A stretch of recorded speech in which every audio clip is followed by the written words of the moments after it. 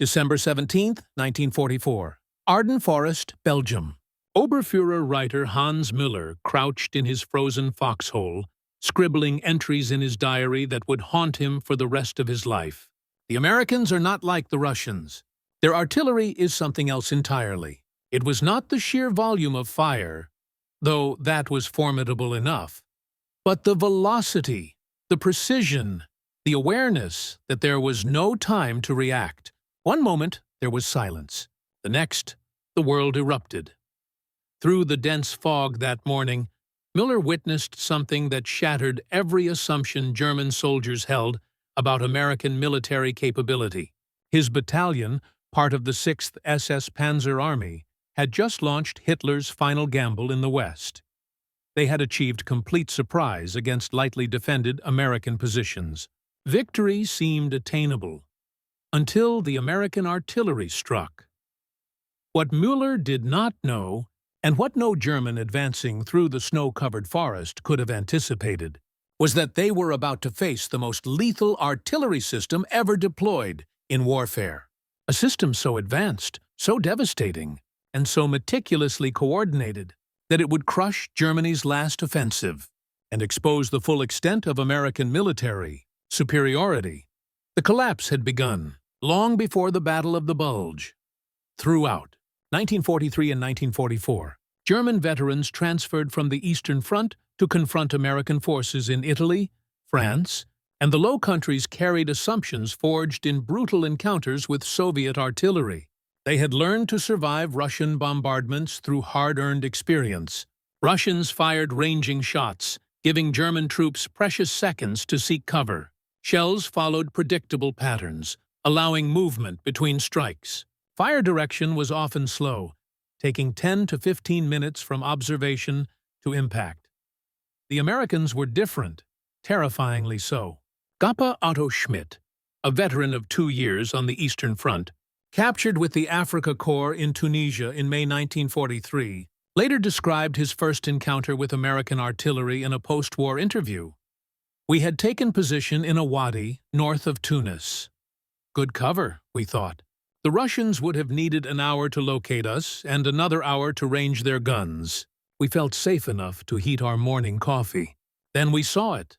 A small aircraft, no larger than a reconnaissance plane, hovered overhead at perhaps 500 meters. Schmidt barely paid attention. Such aircraft carried no weapons. It seemed merely to be photographing.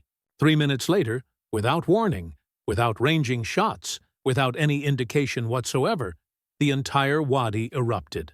Shells struck simultaneously, not sequentially. Air bursts above us, ground bursts among us. Within 30 seconds, my company ceased to exist as a fighting unit. I was one of 11 survivors out of 123 men. The aircraft Schmidt saw was an L-4 Grasshopper, the American forward observer platform. These unassuming Piper Cubs became the most feared aircraft in the German army.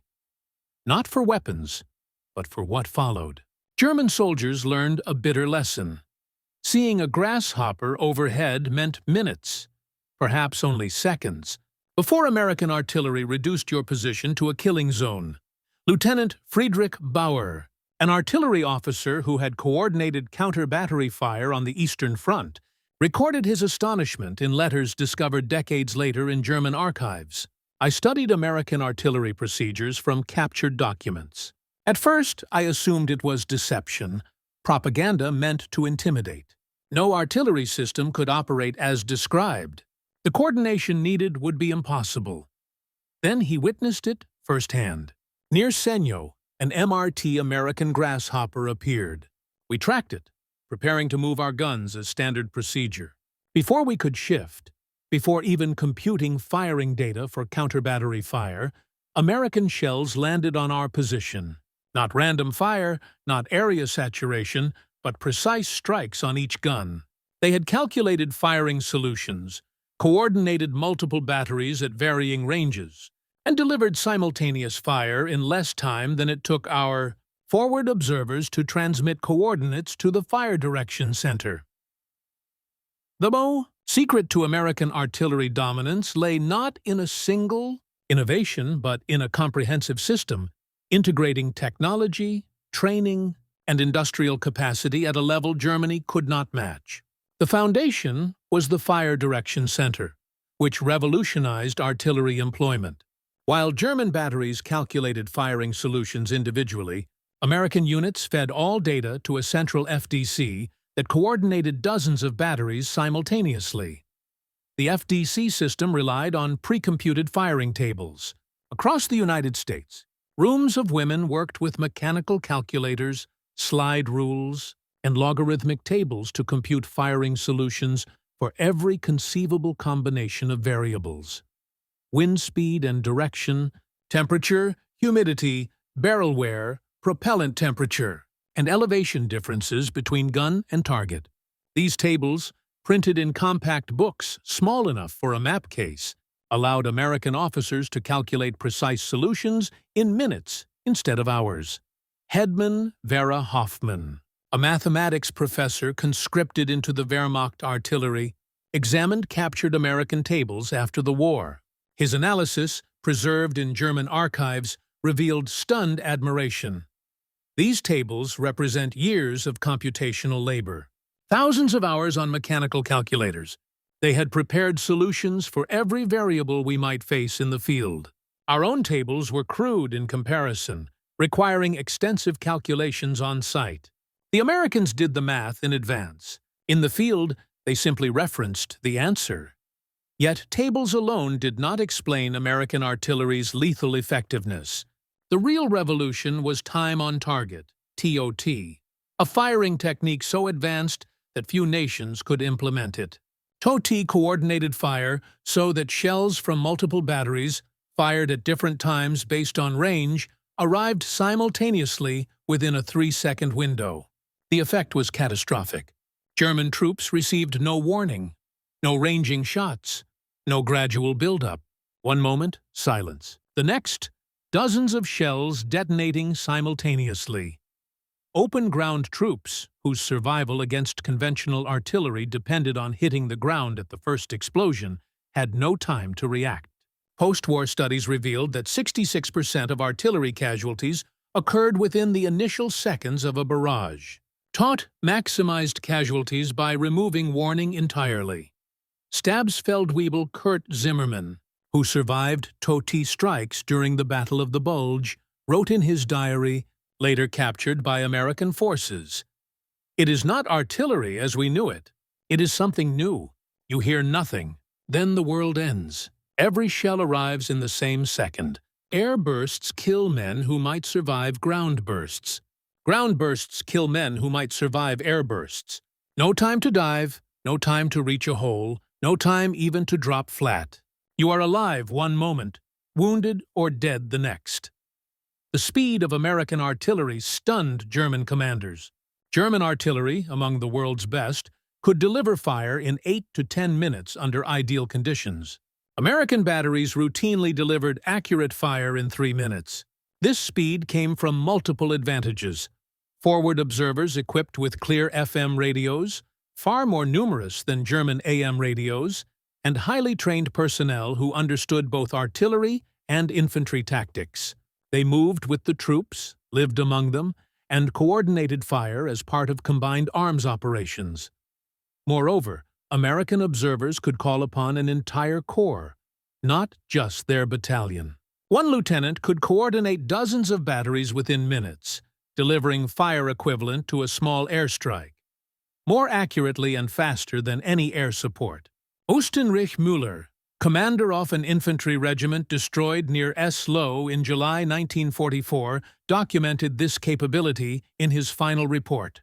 "A single American infantry company surrounded in a village held my entire regiment for 6 hours. Every time we attempted to assault, artillery fire drove us back, not from one battery, but from what seemed like dozens of batteries."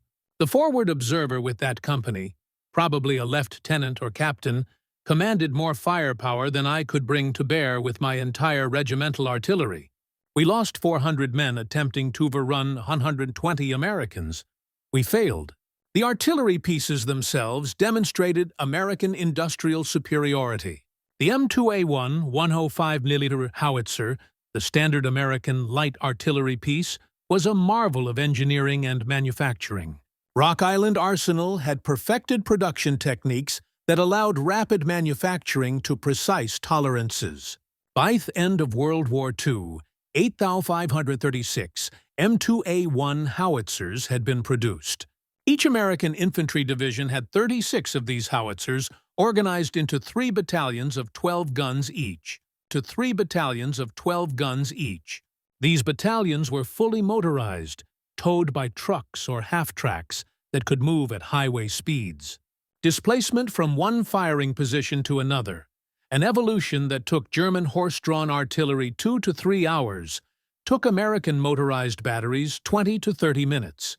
The contrast in mobility was stark. German artillery remained predominantly horse-drawn throughout the war. Despite Nazi propaganda showing mechanized panzer divisions, approximately 80% of droned from German motive power relied on horses for transport.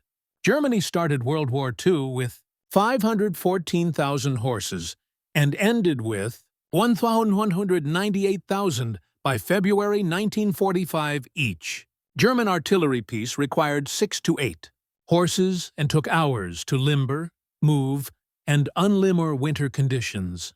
Movement became nearly impossible. Grief writer Paul Richter, assigned to a German artillery battery in Normandy, kept a detailed diary that survived the war. We watched American artillery displaced during a battle. They fired their mission, then trucks appeared. Within 20 minutes, the entire battery had limbered their guns and departed. We required 2 hours minimum to perform the same evolution, and that assumed good weather and roads. In mud or under fire, we might need 4 hours. The Americans would set up at a new position and be ready to fire again before we had finished moving. We were fighting a 19th century war with horse against an enemy, fighting a 20th century war with trucks. The outcome was inevitable. American 155mm 8mm howitzers provided even more devastating fire support. Each division had 12 M1 155mm howitzers in a separate battalion. These guns, firing 43 kilon shells to ranges exceeding 14,000 meters, provided the division commander with a heavy punch capable of destroying fortifications that would survive smaller caliber fire. The 155mm was itself a triumph of engineering. Designed in the late 1930s and standardized in May 1941, it combined range, accuracy, and reliability. 10-300 were produced during the war. The gun could be towed at highway speeds by a truck or half-track, allowing rapid displacement. Rate of fire was 4 rounds per minute, though well-trained crews could briefly achieve 6 rounds per minute. But even these divisional assets palled beside the artillery available at Corps and Army level. American Corps artillery typically included battalions of 155 mm guns, 8 in howitzers, and even massive 240 3-meter howitzers. These weapons, capable of destroying any fortification, could be called upon by forward observers at battalion level. The pyramiding of firepower meant a single rifle company could within minutes bring down fire from divisional corps and even Army artillery. German artillery, by contrast, was rigidly organized. CPS and Army artillery were separate commands, not available to support divisional operations without extensive coordination and approval through multiple headquarters. German infantry divisions had their own artillery, but calling fire from corps artillery required routing requests through division to corps, often taking hours for approval. By the time fire arrived, if it arrived at all, American mobile warfare had moved the front line. Lieutenant Joachim Weber, a forward observer who had requested corps artillery support during the Normandy campaign, documented his frustration. I called for corps artillery at 0915 hours. The enemy was massing tanks for an assault on our position. I provided exact coordinates, described the target, explained the tactical situation. At 13:30 hours, 4 hours later, I finally received fire. 3 salvos. By that time, the American tank had completed their attack and withdrawn. Our position was overrun. I survived only by luck. The core artillery, which might have saved us, arrived too late to matter. The technical sophistication of American artillery extended to the ammunition itself.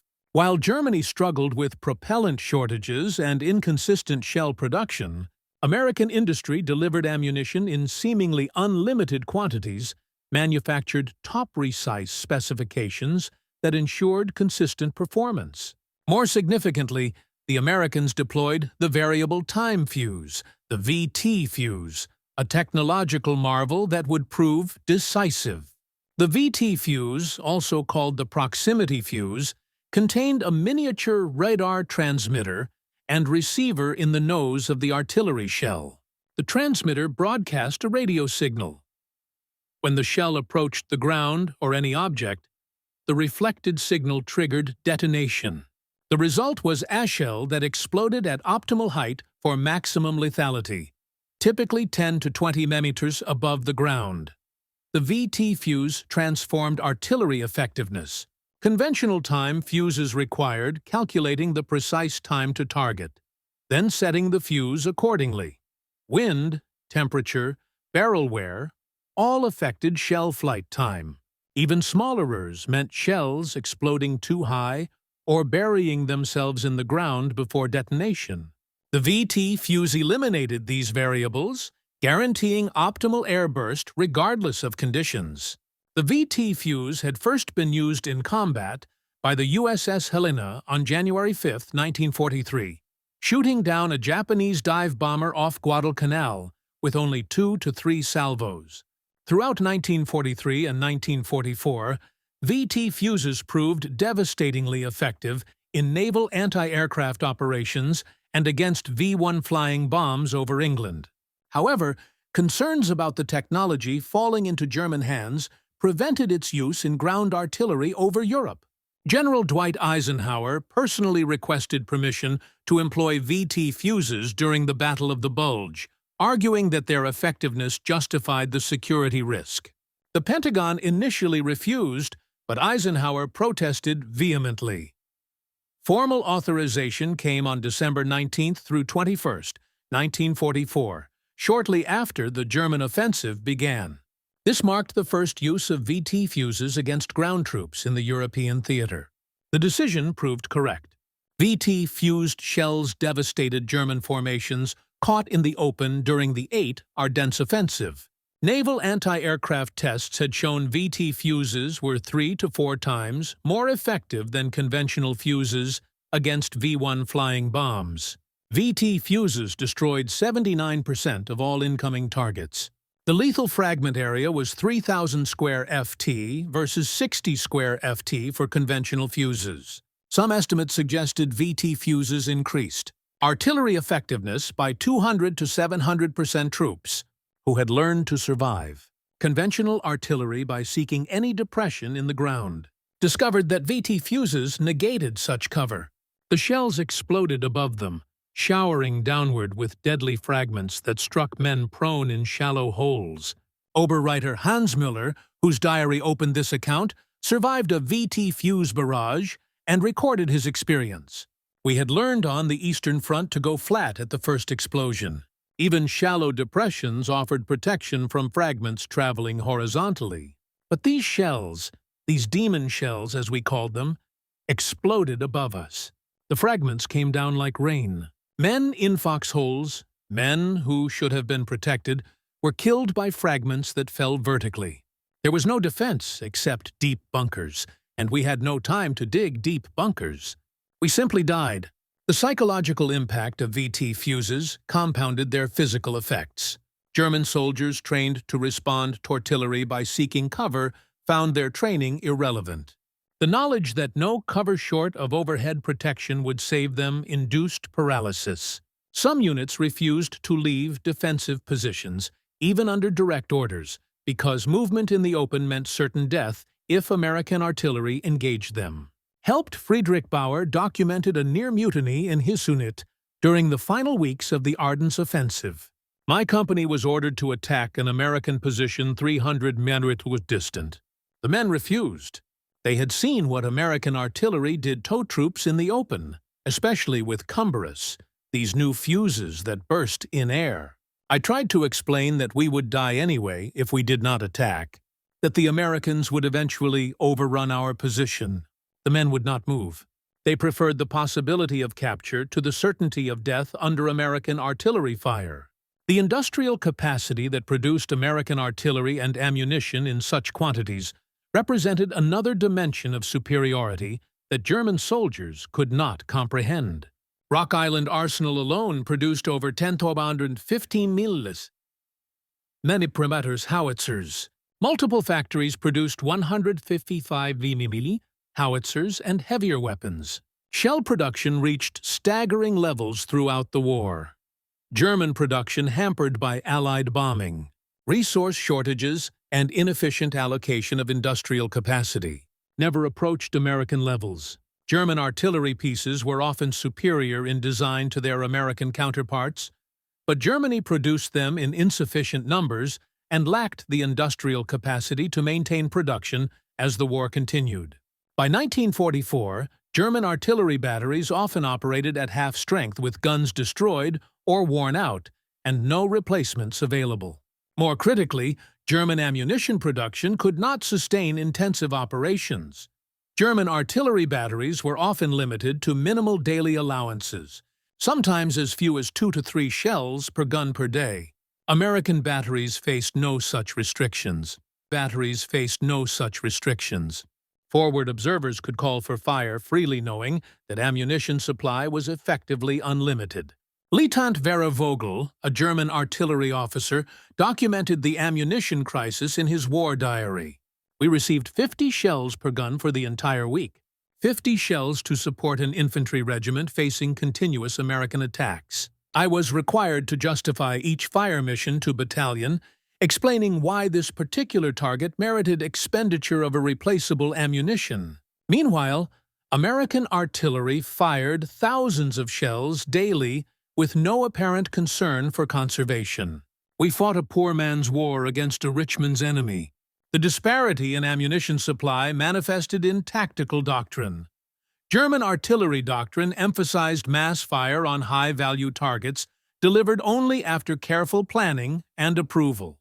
American doctrine emphasized responsive fire immediately available to support infantry operations. An American infantry platoon leader could request and receive artillery support within minutes. A German platoon leader might wait hours for fire if he received any at all. The logistics of ammunition supply further highlighted American advantages. American artillery was fully motorized, supplied by truck convoys that could deliver thousands of shells to forward positions within hours. German artillery, horse-drawn and often dependent on rail transport for long-distance movement, struggled to maintain adequate forward stocks. As Allied air power interdicted, German rail networks, ammunition supply became increasingly difficult. American logistics also benefited from standardization. The M1 shell fired by 105 mm howitzers used the same fuse as shells fired by 155 mm howitzers and larger calibers. This standardization simplified supply, reduced inventory requirements, and ensured that fuses were always available. German ammunition production, plagued by multiple fuse designs and caliber variants, suffered chronic shortages of specific components, even when overall production remained adequate. The superiority of American artillery created a cascading effect on German tactical options. German commanders, knowing that massing forces would draw devastating artillery fire, dispersed their units. But dispersed units lacked combat power and could be defeated piecemeal. Concentrated forces could generate combat power but became targets for American artillery. Either choice led to defeat. The Ardennes offensive, Germany's final major attack in the West, demonstrated these dynamics with brutal clarity. German planning depended on fog and overcast weather to neutralize American air power. The planners correctly assessed that American aircraft could not operate in bad weather. They failed to understand that American artillery did not require good weather. During the opening days, Of the offensive, German armored and infantry divisions achieved significant penetrations against surprised American forces. Over 200,000 German troops and approximately 1,000 tanks launched the initial assault on December 16, 1944. Then, American artillery found them lacking the mobility to rapidly displace when taken under fire. German horse-drawn artillery batteries were destroyed in place. Lacking the ammunition reserves to engage in sustained counter-batter fire, German guns fell silent, while American guns continued to fire. Stabsfeld-Webel. Kurt Zimmermann, whose diary provides extensive detail on German artillery operations during the Bulge, recorded the disparity. Our battery was located in woods south of St. Vith. We had 50 shells per gun, our entire allocation for the operation. We fired a mission in support of our infantry. Within 10 minutes, American counter-battery fire destroyed 3 of our 6 guns and killed most of the horses. We attempted to displace their remaining guns but lacked horses to move them. We abandoned the guns and withdrew on foot. This was the pattern across the entire front. Our artillery was silenced while American artillery continued to fire without pause. At Bassau, American artillery ammunition was actually restricted to only 10 rounds per gun per day on December 22nd due to shortages. Despite this constraint, American artillery proved decisive in breaking German attacks around the surrounded town. When the weather cleared after Christmas, supply resumed and American artillery fire intensified dramatically. During the entire Bulge campaign, 4,155 American guns fired 1,255,000 artillery rounds. German units that had penetrated 50 kilometers into American lines found themselves trapped, surrounded by American forces that could call upon unlimited artillery support once resupply resumed. Oberst Heinrich Müller, whose regiment had been destroyed at St. Lo 6 months earlier, commanded a replacement regiment during the Bulge. His final report, written in a prisoner-of-war camp after his capture in January 1945, provides a stark assessment. We were defeated by American artillery before we were defeated by American infantry or armor. Every movement we made was observed by their aircraft and engaged by their artillery. Every concentration of forces was broken up by artillery fire before we could attack. Every defensive position was smashed by artillery before their infantry assaulted. We could not move, could not mass, could not defend. We simply absorbed artillery fire until we ceased to exist as an effective force. The offensive plan to drive through to Antwerp and split Allied armies stalled after less than a week, broken primarily by American artillery. Units that began the offensive at full strength ended it with 30 to 40% casualties, with artillery fire accounting for the majority of losses. The lessons learned by German soldiers who survived American artillery came too late to change the war's outcome. Those captured and sent to prisoner-of-war camps in the United States discovered that the artillery system that had destroyed their units represented just one aspect of American military capability. The industrial capacity that produced tens of thousands of artillery pieces and millions of shells was the same capacity producing tanks, aircraft, trucks, and every other implement of war in quantities that dwarfed German production. Grief writer Otto Schmidt, captured in Tunisia and held at a camp in Texas, wrote in a letter that passed American censors, "I have seen American industry. I have watched trains carrying artillery pieces, hundreds of them, moving toward ports for shipment overseas. I have seen factories producing shells by the thousands. The Americans defeated us not through superior tactics or superior soldiers, though their tactics were good and their soldiers brave. They defeated us through sheer industrial might. They could afford to fire 100 shells where we fired 1. They could afford to lose equipment and replace it within days. We could not match this, could never match this, no matter how long we fought.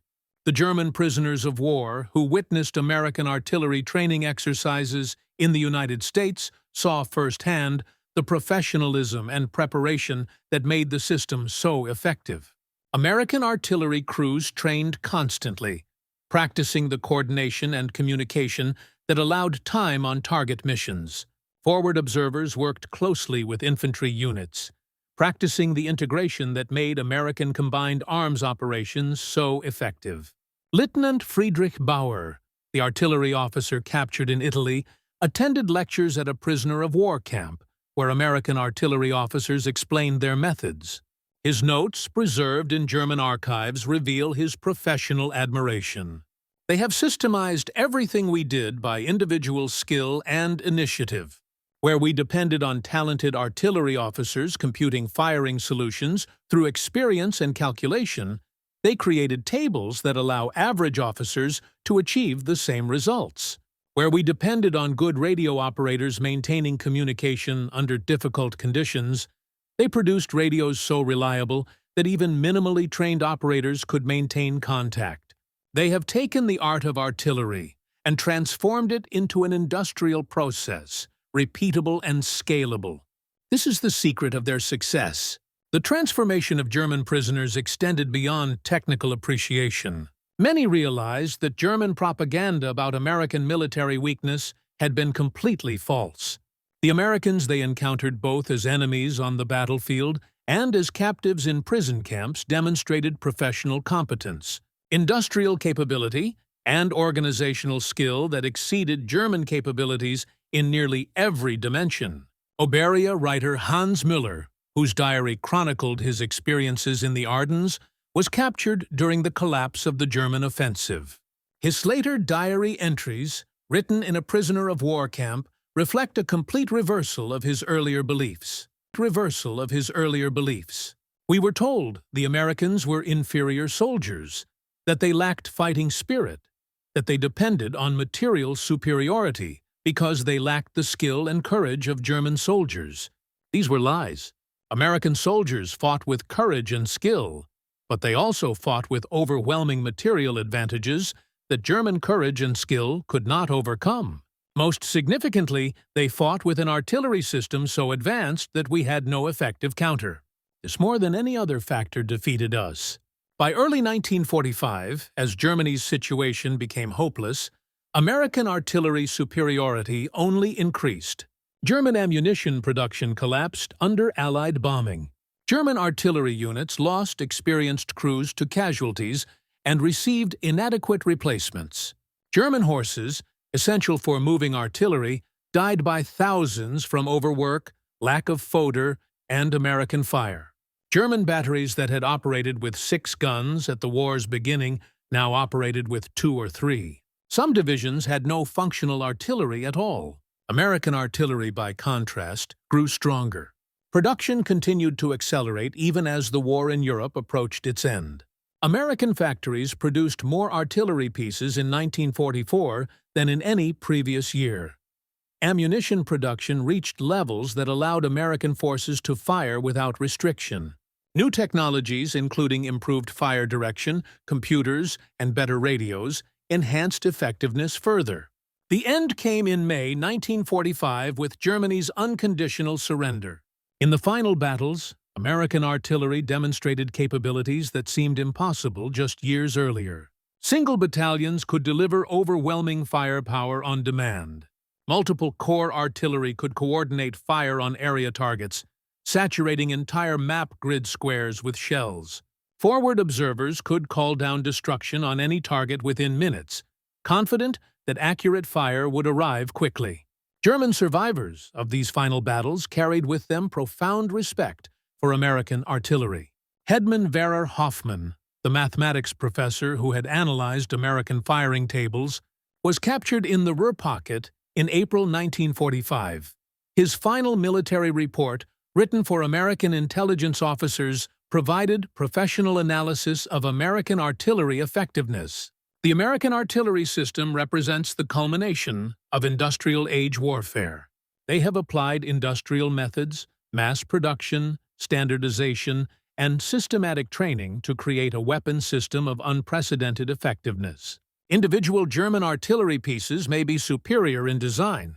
Individual German artillery officers may match American skill, but the Americans have created a system that does not depend on individual superiority. Their system produces consistent, overwhelming, rapidly delivered firepower regardless of individual skill levels.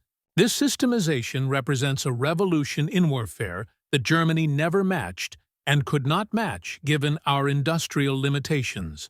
In the decades after the WWII, historians analyzing American military effectiveness in World War II identified artillery as perhaps the single most important advantage American 80s forces possessed. While tanks and aircraft received public attention, it was artillery that broke German attacks, supported American advances, and inflicted substantial casualties in the Western theater. German military professionals studying their defeat after the war consistently identified American artillery superiority as a decisive factor. General Franz Halder, former chief of the German General Staff, wrote in his post-war analysis, "American artillery achieved what we believed impossible. They transformed artillery from a supporting arm into a dominant weapon system.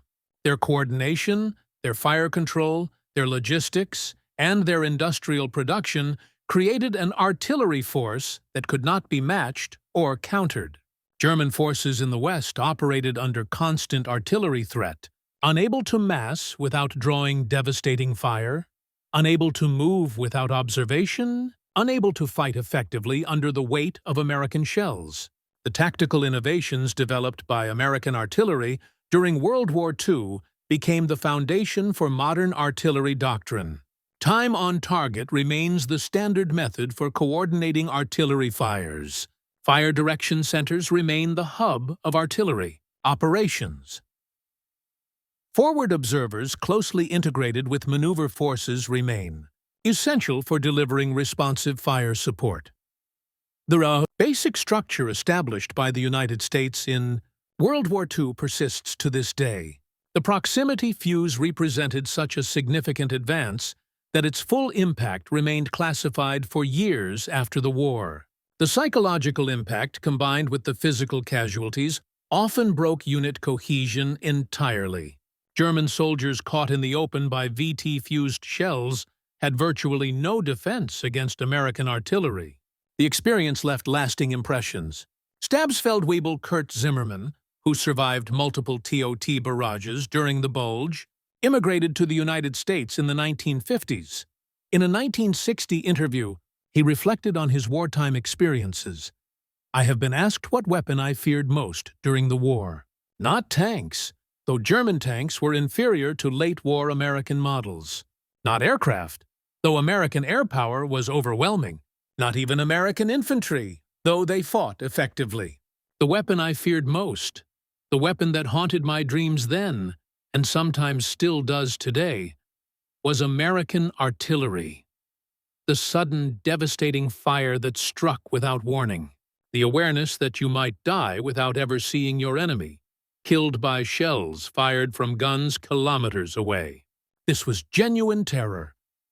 The story of German soldiers and American artillery is ultimately a story about the transformation of warfare in the industrial era. Individual bravery and tactical skill remained important, but they were overshadowed by industrial production, systematic training, and organizational efficiency. The Americans had developed a system that amplified the effectiveness of average soldiers, making them more capable than even exceptional German soldiers, fighting with inferior equipment and limited support. The artillery that shattered German forces in World War II was not the result of a single invention or a brilliant individual. It emerged from systematic analysis, industrial application, comprehensive training, and abundant resources. It represented American military power at its peak, leveraging industrial capacity and organizational expertise to generate overwhelming combat strength. For the German soldiers facing this system, the experience was eye-opening.